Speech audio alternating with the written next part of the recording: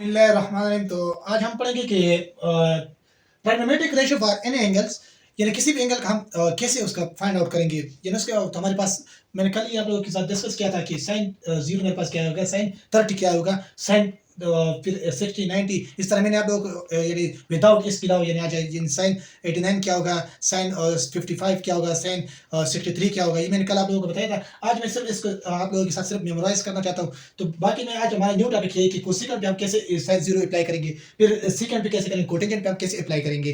तो हमारे पास जो है ना, इसको मैं ऐसे करेंगे कि देखो साइन 0 मेरे पास 0 हो गया, सही है, और साइन 30 मेरे पास 1/2 हो गया। इस तरह मेरे पास क्या है कि 45 है, 2 under the root divide by 2 हो गया, साइन 45 साइन 90 1 हो गया। फिर इस खास को मैं इधर इसको जो है ना, इस वाला जो मैंने लिखा इसको मैं उल्टा लिख लूंगा, ये मेरे पास 0 1, फिर इस सेकंड वाला इधर मैंने लिखा, फिर इसकी जगह अपनी जगह आ गया, ये इधर हो गया और ये इधर हो गया।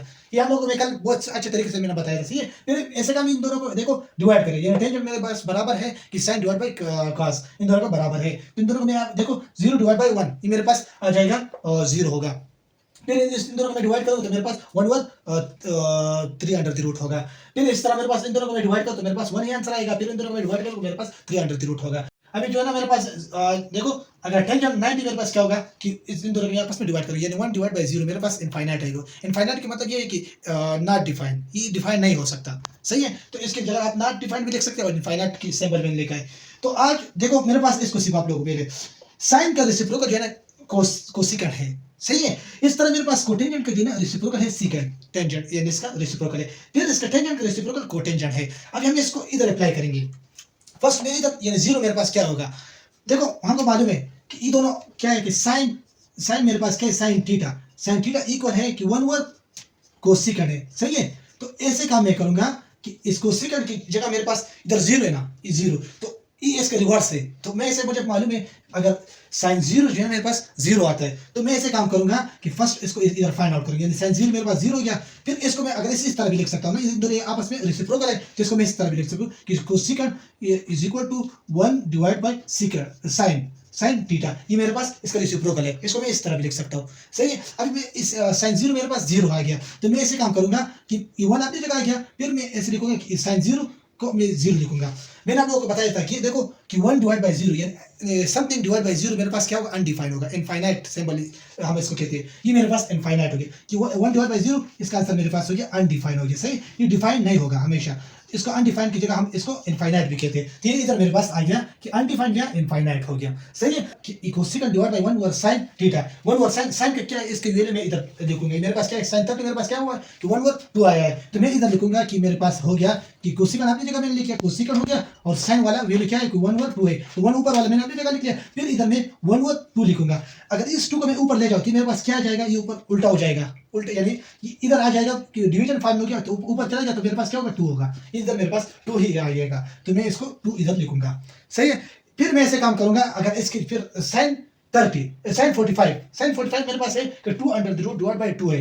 इधर मेरे पास साइन 45 क्या आएगा, तो मैं इसकी जगह सिर्फ जस्ट इधर पुटिंग करूंगा कि मेरे पास क्या है कि 1 अपनी जगह आ गई, 1 हो गया। फिर डिवाइड बाय इस साइन की वैल्यू मेरे पास क्या है कि 2 under the root divide by 2 हो गया, सही है। इसको मैं ऐसे काम करूंगा कि नीचे वाले को मैं इसको ऊपर ले जाऊंगा, यानी इसको मैं इधर ले जाऊंगा, और ये जो 2 अंडर द रूट इसको मैं नीचे लिखूंगा, 2 अंडर द रूट हो गया। तो इसका मेरे पास कोसिकेंट ऑफ 45 मेरे पास क्या होगा, 2 हो गया, और divide by 2 under the root हो गया।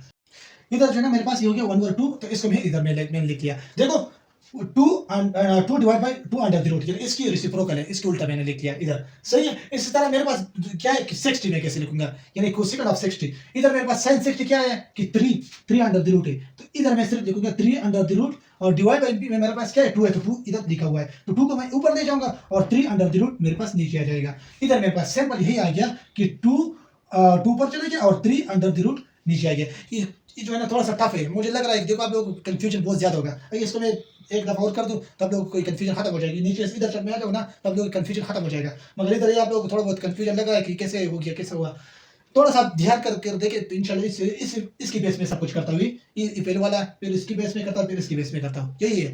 देखो इसकी बेस में इसको स्टार्ट किया है। फिर इधर मेरे पास जो है ना साइन 90 मेरे पास क्या है 1 है, और कोसिकेंट 90 मेरे पास क्या आएगा, इसकी जगह मैं इधर 1 लिखूंगा, इधर मैंने 1 लिखूंगा तो मेरे पास 1 हो गया, और 1 को उल्टे या ऊपर लिखूंगा 1 डिवाइड बाय 1, मेरे पास क्या होगा, ये मेरे पास 1 ही होगा, तो इधर मेरे पास 1 ही इसका आंसर आ गया। अभी जो है ना मेरे पास सीकेंड 0 मेरे पास इसका आंसर क्या आएगा। सीकेंड देखो आप इधर देखो cos थीटा ये मेरे पास रेसिप्रोकल है सीकेंड का। रेसिप्रोकल मतलब क्या, इनवर्स। इनवर्स का मीन उल्टा, सही है। देखो cos का उल्टा मेरे पास क्या है, सीकेंड है। तो मैं जस्ट इसको इधर देखूंगा कि मेरे पास cos थीटा बराबर है मेरे पास क्या है कि 1 डिवाइड बाई सीकेंड थीटा के बराबर है।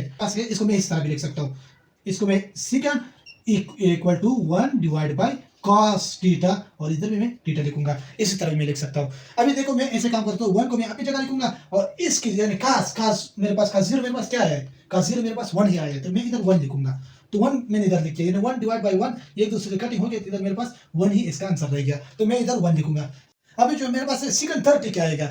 सीकेंड 30 को मैं इधर फर्स्ट में से काम करूंगा, इस फार्मूले की बेस पे पुटिंग करना है। ये फार्मूला है आप लोगों के लिए, जस्ट इस फार्मूले को याद करें, इसको आपने याद किया, दोनों सब कुछ इस साल हो जाएगा। ये आप लोगों को जब आप ट्रिग्नोमेट्रिक में चल जाएंगे ना, एफएससी में जो फर्स्ट ईयर की ट्रिग्नोमेट्रिक 10 नंबर चैप्टर जो अब आप लोगों के साथ उसको मैं करूंगा इंशाल्लाह। वो ये सबसे पहले मैं आप लोगों को ऐसे बेसिक ट्रिक बता रहा हूँ ना, कि आप लोग ट्रिक सीखे फिर उससे थोड़े ग्रेजुअली आप आते रहो। तो इंशाल्लाह मैं फर्स्ट ईयर की बुक स्टार्ट करूंगा कि इस नेक्स्ट वीक में मैं स्टार्ट करूंगा। तो अभी आप लोगों को मैं सिर्फ ये बेसिक बता रहा हूँ, क्योंकि आप लोगों को ये सीखना चाहिए, क्योंकि ये बेसिक आप लोगों को आता है तो फिर आप लोगों के एफएससी में कोई प्रॉब्लम नहीं क्रिएट होगा। और इस तरह आप लोगों को अगर बीएस में आना चाहते हो तो बीएस में भी आप लोगों का कोई प्रॉब्लम नहीं होगा। इस बेसिक आपको जरूर आप लोगों को इसको रटा कर याद करें। और जो मेडिकल स्टूडेंट है उनके लिए फिजिक्स रिलेटेड क्वेश्चन है, क्योंकि फिजिक्स में ज्यादातर आता है, सही है। तो आप लोगों के लिए इस अगर एमबीकेट में हो गया, इसमें तो कैलकुलेटर अलाउड नहीं होता, तो आप लोग इस फॉर्मूले के बेस सब कुछ सीख लिया, इसमें थोड़ा बहुत रटा मार लिया, तो आप लोग कंफ्यूजन पे खत्म हो जाएगा। और ज्यादातर जो है ना आप लोग के एक्सक्यूज जो टेस्ट में आते हैं ना, उसमें ये नहीं आता, ज्यादातर ये आता है, यानी इसकी बेस पे आते हैं, क्योंकि ये टफ है इसलिए लोगों को नहीं आता। तो आप लोग अगर आप लोगों ने ये रटा किया है ना इसको, तब आप लोग बहुत इजीली सॉल्व कर सकते हो, ठीक है। अभी मेरे पास जो है ना सीकेंड 30 मेरे पास क्या होगा, मैं इधर देखूंगा कि सीकेंड 30 मेरे पास 3 अंडर 0 डिवाइड बाई 2 है। तो मैं इस इधर देखूंगा कि 1 अपनी जगह ये 1 हो गया, फिर डिवाइड बाई मेरे पास क्या है कि 3 अंडर 0 डिवाइड बाई 2 हो गया। अब इसको मैं ऐसे काम करूँ, 2 ऊपर चला जाएगा, 2 ऊपर चला गया, और ये मेरे पास 3 अंडर द रूट। आप लोग कहेंगे कि 1 किधर गया, 1 2 के साथ मल्टीप्लाई हो गया तो वही 2 हो गया, रह गया, सही है। तो मैं इधर देखूंगा कि 2 divide by 3 under the root हो गया।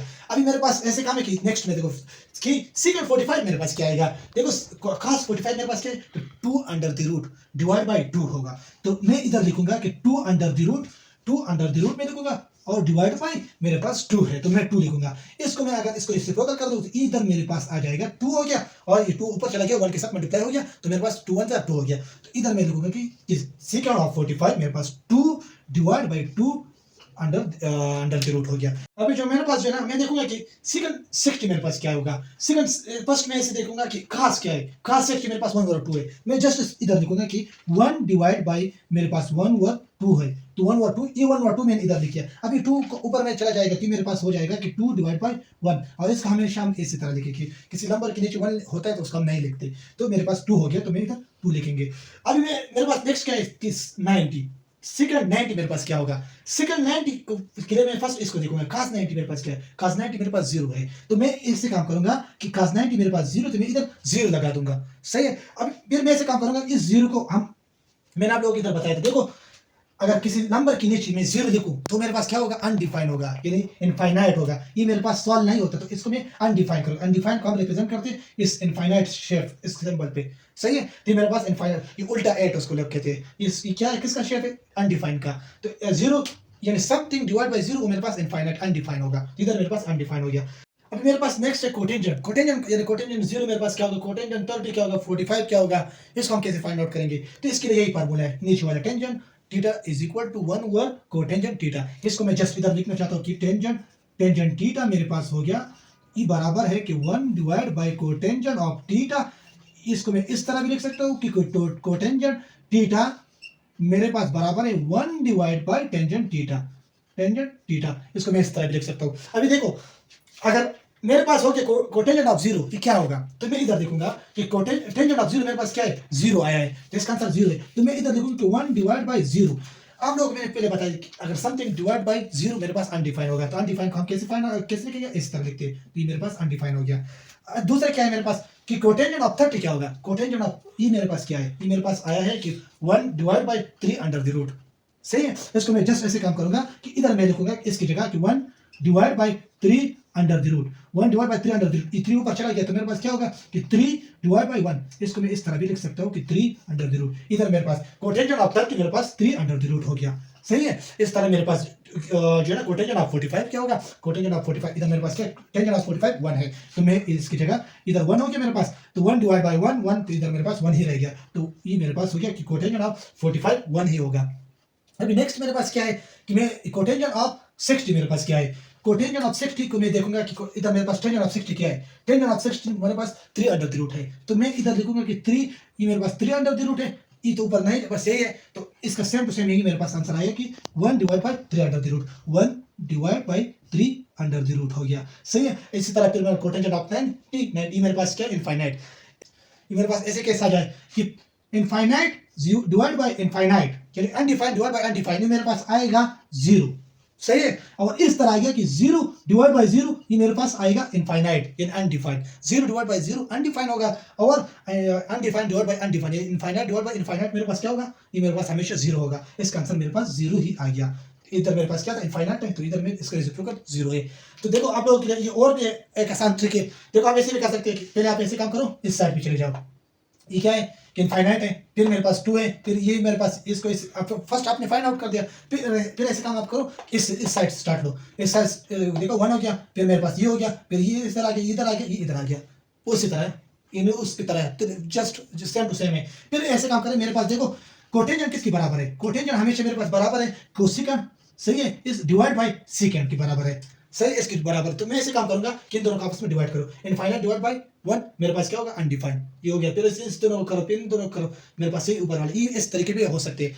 मगर हमेशा आप लोगों के लिए कैसे ज्यादातर एमसीक्यूज बनते हैं ना, इसमें आते रहते हैं, ऐसे नहीं कि, मगर मेजोरिटी अगर टफ एमसीक्यूज लाना चाहते हैं तो इस तरीके पे आप लोगों के लिए आएगा। तो आप कोशिश करें कि इस दोनों वीडियोस आप देखें, पहले वीडियो आपने मैंने बनाया इसके ऊपर सिर्फ, वो उसमें मैंने बताया कि 55 क्या होगा, 89 का हो गया, 69 का हो गया, तो इसका हम कैसे फाइंड आउट करेंगे, यानी इसके एंगल हम कैसे निकालेंगे, यानी 60 साइन ऑफ 56 का कैसे निकालेंगे, तो मेरे पिछले वीडियो में बताया, आप लोग इसको याद करें, और इस ये जो है ना ये बहुत ज़्यादा लाजमी है, इसको भी आप लोग याद करें। तो इंशाल्लाह हम नेक्स्ट वीडियो में किसी और न्यू ट्रिक्स के साथ मिलेंगे, या आप लोगों के साथ में बेसिक इसलिए डिस्कस कर रहा हूँ कि जब मैं फर्स्ट ईयर पे काम स्टार्ट करूँगा तो आप लोगों के लिए ये परेशानी खत्म हो जाए, क्योंकि आप लोग इस वीडियो आप लोगों ने पहले से मेरे साथ रहते हो, तो इंशाल्लाह आप लोग कभी भी कंफ्यूजन नहीं होगी, उसके लिए आप लोगों के लिए ये सब हेल्प करेगा। तो हम मिलेंगे नेक्स्ट वीडियो में नेक्स्ट ट्रिक के साथ, अभी तक इतना ही काफ़ी है, थैंक यू।